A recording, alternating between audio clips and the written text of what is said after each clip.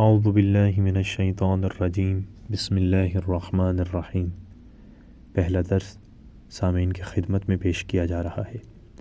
رمضان المبارک خدا کی مہمانی کا مہینہ۔ شهر رمضان الذي أنزل فيه القرآن هدى للناس وبينات من الهدى والفرقان فمن شهد منكم الشهر فليصمه ومن كان مريضا أو على سفر فعدة من أيام أخر يريد الله بكم اليسر ولا يريد بكم العسر وَلِتُكْمِلُوا الْعِدَّةَ وَلِتُكَبِّرُوا اللَّهَ عَلَى مَا هَدَاكُمْ وَلَعَلَّكُمْ تَشْكُرُونَ۔ ماہ رمضان وہ مہینہ ہے جس میں قرآن نازل کیا گیا ہے جو لوگوں کے لیے ہدایت ہے، اور اس میں ہدایت اور حق و باطل کے امتیاز کی واضح نشانیاں موجود ہیں۔ لہٰذا جو شخص اس مہینہ میں حاضر رہے اس کا فرض ہے کہ روزہ رکھے، اور جو مریض یا مسافر ہو وہ اتنے ہی دن دوسرے زمانہ میں رکھے۔ خدا تمہارے بارے میں آسانی چاہتا ہے، زحمت نہیں چاہتا، اور یہ روزوں کا مسئلہ اتنے ہی دن کا حکم اس لیے ہے کہ تم عدد پورے کر دو اور اللہ تعالیٰ کی دی ہوئی ہدایت پر اس کی کبریائی کا اقرار کرو، شاید تم اس طرح اس کے شکر گزار بندے بن جاؤ۔ رمضان رمضہ کے مادہ سے جلا دینے کے معنی میں ہے، البتہ اس طرح جلانا جس میں دھواں اور راکھ نہ ہو۔ اس مہینہ کا نام اس وجہ سے رمضان رکھا گیا ہے کہ اس میں انسان کے گناہ جلا دیے جاتے اور وہ نابود ہو جاتے ہیں۔ ماہ رمضان میں قرآن نازل ہوا ہے، اور یہ وہ اکیلا مہینہ ہے جس کا نام قرآن مجید میں آیا ہے، اور شب قدر بھی اسی مہینہ میں ہے۔ پیغمبر اکرم صلی اللہ علیہ وآلہ وسلم نے فرمایا، تمام آسمانی کتابیں اسی ماہ رمضان المبارک میں نازل ہوئی ہیں۔ ماہ رمضان خداوند عالم کے بہترین مہینوں میں سے ایک ہے۔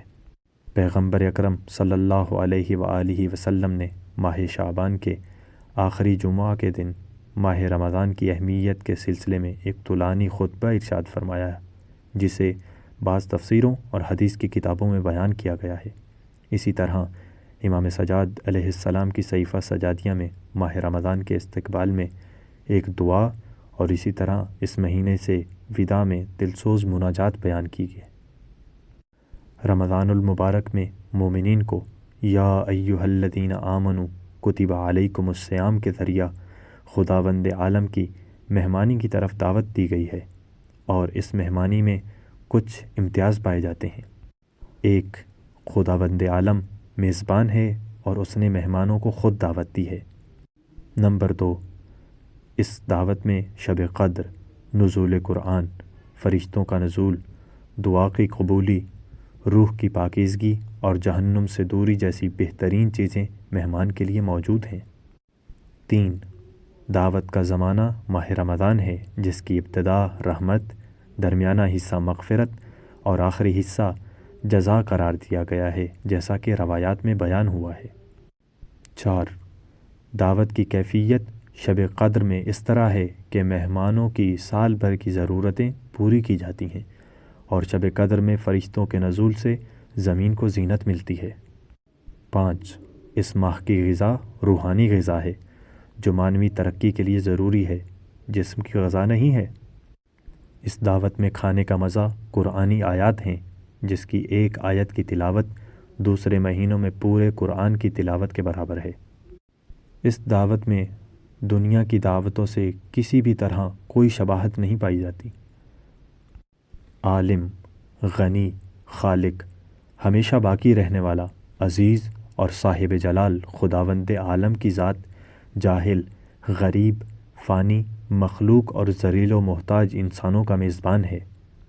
کتاب وسائل الشیعہ میں روزہ دار کے اخلاق کے بارے میں ایک تفصیلی روایت میں بیان ہوا ہے، روزہ دار کو جھوٹ، گناہ، جھگڑے، حسد، غیبت، حق کی مخالفت، نازیبا باتیں کہنے، دوسروں کی بلا وجہ سرزنش کرنے، غصہ کرنے، طعنہ دینے، ظلم کرنے اور لوگوں کو اذیت دینے، غفلت کرنے، فاسقوں کے یہاں رفت و آمد کرنے، چغلی کرنے اور حرام خوری سے پرہیز کرنا چاہیے، اور نماز، صبر و صداقت کو اپنانا چاہیے، اور قیامت پر خاص توجہ رکھنی چاہیے۔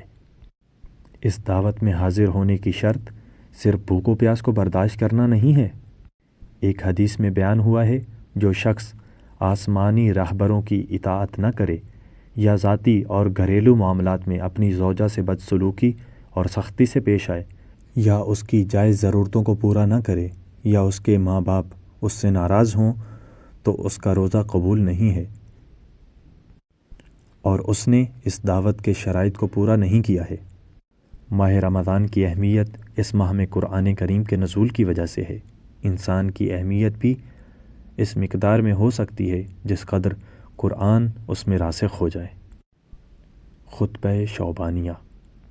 حضرت علی علیہ السلام سے منقول ہے کہ پیغمبر اکرم صلی اللہ علیہ وآلہ وسلم نے شعبان کے آخری جمعہ میں ایک خطبہ ارشاد فرمایا اور خداوند عالم کی حمد و ثنا کے بعد ارشاد فرمایا، اے لوگو، تمہاری طرف خدا کا مہینہ یعنی رمضان اپنی برکتوں، رحمتوں اور مغفروں کے ساتھ آنے والا ہے۔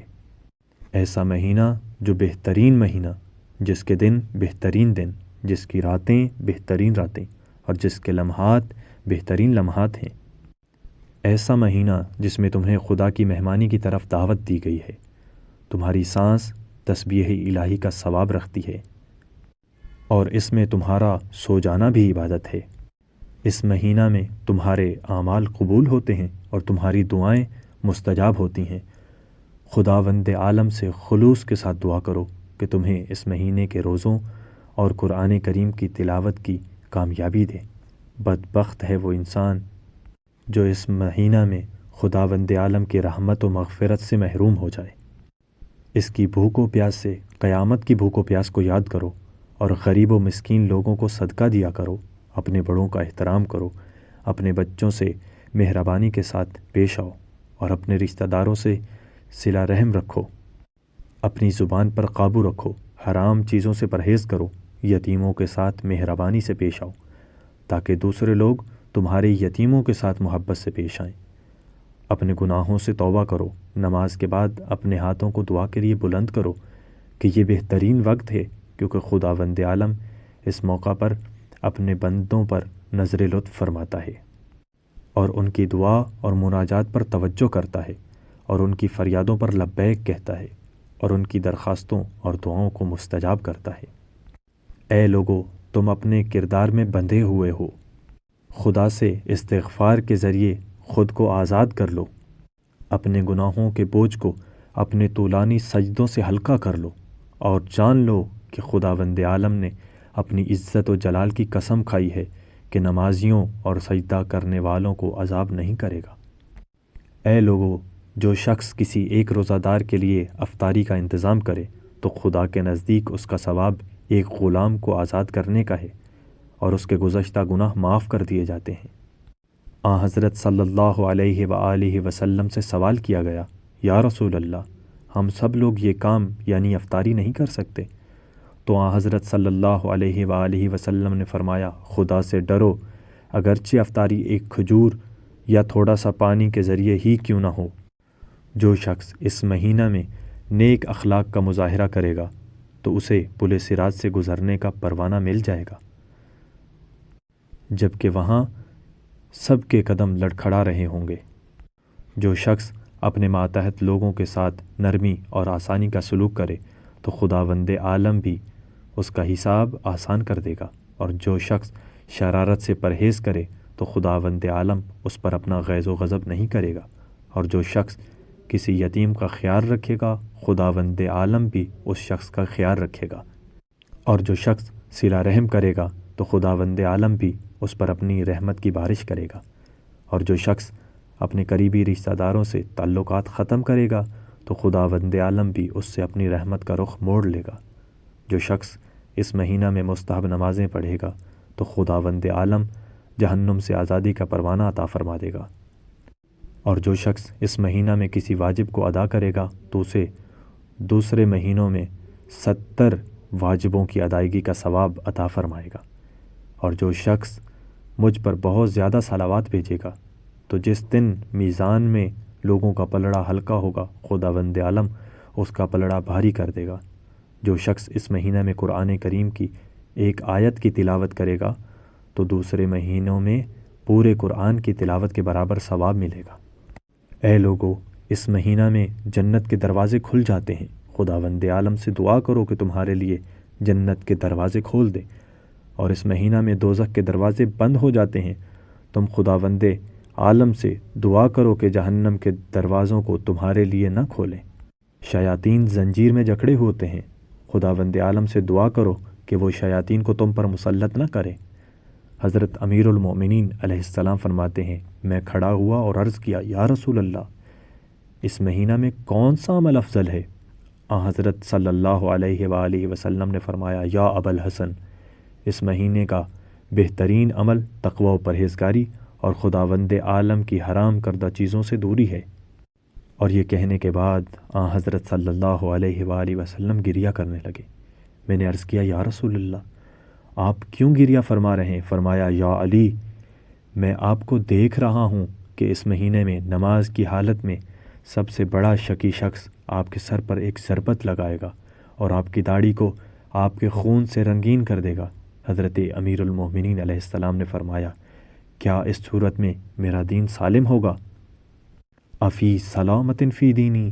تو حضرت صلی اللہ علیہ وآلہ وسلم نے فرمایا، جی ہاں یا علی، جس نے آپ کو قتل کیا اس نے مجھے قتل کیا، اور جس نے آپ کو غضبناک کیا اس نے مجھے غضبناک کیا، جس نے آپ کے لیے غلط الفاظ کہے اس نے مجھے غلط الفاظ کہے، کیونکہ تم میری جان ہو، تمہاری روح میری روح، اور تمہارا وجود میرا وجود ہے۔ البتہ ہمیں اس بات کا دھیان رکھنا چاہیے کہ اپنی دعاؤں اور عبادتوں میں بلند آوازوں کے ذریعے شور شرابہ، اپنے اہل خانہ اور دیگر پڑوسیوں کے ساتھ بدسلوکی یا دعوتوں اور افطاریوں میں فضول خرچی اور کھانے کی بربادی اور ناانصافی کے ذریعہ خدا نخواستہ نہ صرف یہ کہ ہم ثواب سے محروم رہیں بلکہ اپنے گناہوں کے بوجھ میں اضافہ نہ کر لیں۔